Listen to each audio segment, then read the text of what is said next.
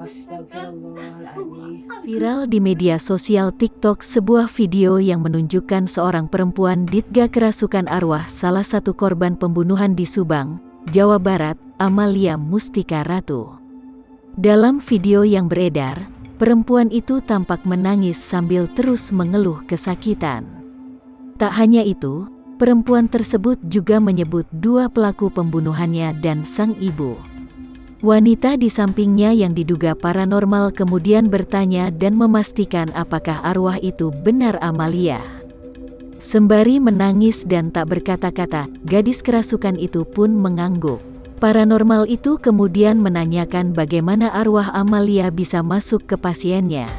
Belum dijawab, perempuan itu merengek menangis sambil meminta bantuan.